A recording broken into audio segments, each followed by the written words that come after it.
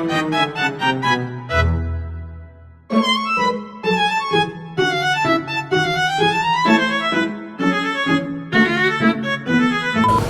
everybody! Welcome to our For the Record podcast.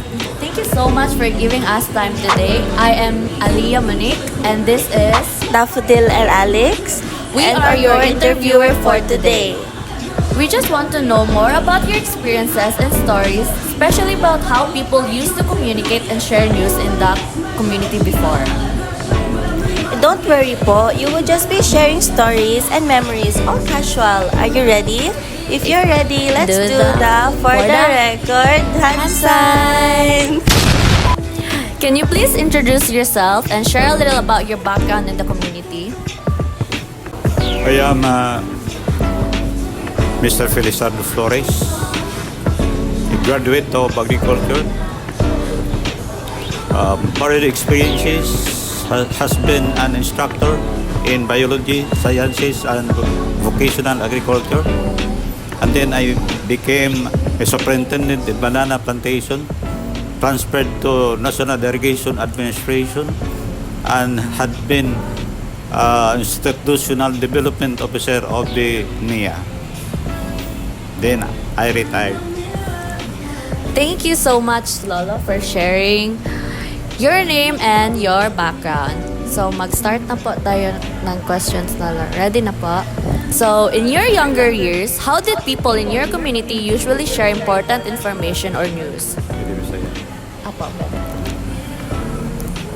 There is a big difference, no? Itong una nga mga pag-communicate sa mga people.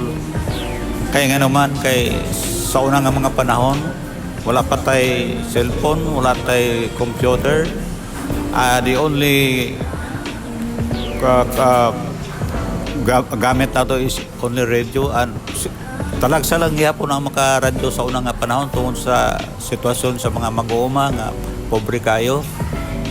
But now there is paspas kayo ang communication, kay nga naman natay TV, natay kanang computer, natay cellphone, mao nga paspas kayo ang communication. And then ang pagpurpod nato ang access na to sa halos tanan nga lugar, natay mga sakyanan tungkol sa program sa itong gobyerno nga ginatawag na nga build. So makaabot dito ang mga sakyanan, ang communication is paspas kayo, no? Gawa sa kana may mga course nga mag hatag og mga information sa mga farmers, sa mga tao, mao nga dako kayo diferensya sa una ug sa karon. Wow! Malaki talaga yung pagbabago, as Lolo said. Daf? Okay po, sa second question, Lolo, what traditional methods or tools were commonly used to communicate po? In our course, we have agricultural extension, no? And we are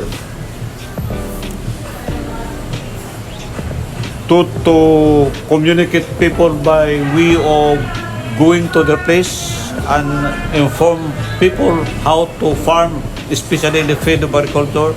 I don't know in other courses, like, but I believe in other schools like Ateneo, when you are about to graduate, you are sent by the university to rural areas to help or to see what are the problems of the poor people there, and then the students are to sa pagtudlo usab sa mga tao kung unsa ang ilang pagabuhaton aron ma-abbreviate ang ilang panginabuhi. Aliyah? Okay, so before we're going to continue our next question, Lolo, can you do our For the Record sign? Ganyan lang po. Ganyan po. Apo.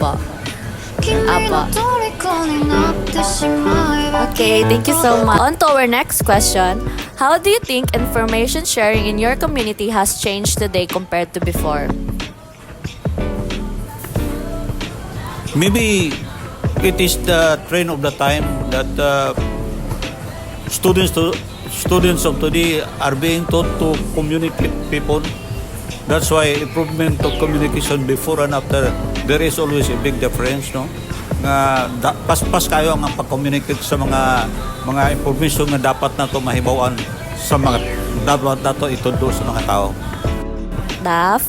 For the last question po, Lolo, what advice would you like to give the youth about valuing and preserving indigenous ways of communication? As I mentioned before, natay mga extension works, no? Dili lamang sa in the field of agriculture, but in all the fields of letting the people know what are they going to do to improve their life.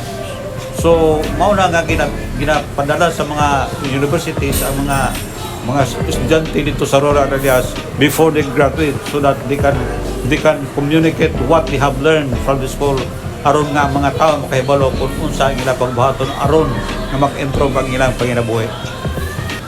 Okay, for the closing question, is there anything else would you like to share with us about your experiences and knowledge of communication in the past? What I can advise is that young people should be encouraged to communicate people, so that anything nga nagakatabo sa atong palibot karon mahibaw-an sa mga tao. Like for example, kung unsa pag-improve sa ilang pagnabuhi, sa ilang farming, sa ilang ways of life, kung unsa ang ilang pagbuhaton aron nga ma-improve sila. Mao na atong pagkabuhaton karon. So I advise that young people should also be vigilant o magkuan sila kung unsa ang ilang mahimo aron sa pag-improve sa mga panginabuhi sa mga katawhan. And that's a wrap for today's episode. Lolo, thank you again for sharing your insights and past experiences to our listeners and watchers. I hope you enjoyed the video, and don't forget to leave the for the record hand sign in the comments if you love the video. That is all. I am Aliyah. And I am Daf. Until next time. Bye!